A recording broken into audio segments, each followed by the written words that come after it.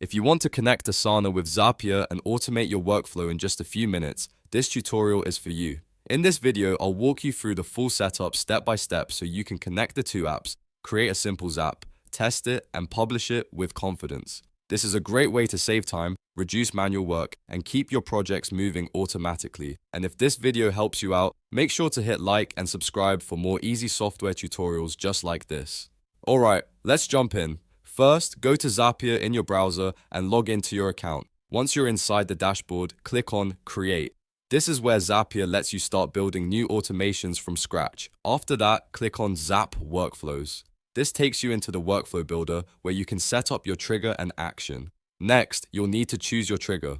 Click on Trigger, then search for Asana in the app list and select it. Asana is going to be the app that starts your automation. For example, you might use a new task, updated project, or another event as your starting point. Then, choose an event from the available options. You can select any event that fits your workflow for now, especially if you're just testing the integration. After that, log into your Asana account when Zapier asks you to connect it. Once your account is connected, that part is complete. Now it's time to choose the Action app. Click on Action, then search for and select another app, like Google Sheets, if you want to send Asana data into a spreadsheet. You can also choose a different app depending on what you want your automation to do.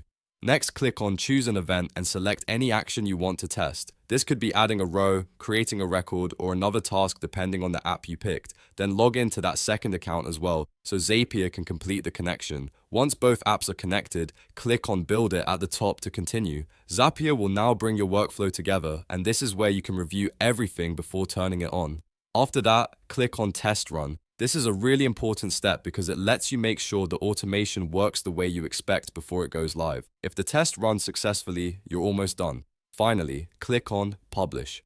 That activates your Zap and starts the automation for real. From that point on, Zapier and Asana will work together automatically based on the setup you created. So that's how to integrate Asana with Zapier from start to finish.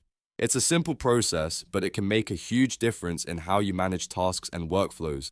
If this tutorial helped you, don't forget to like the video, subscribe to the channel, and turn on notifications so you never miss the next guide. Thanks for watching, and I'll see you in the next one.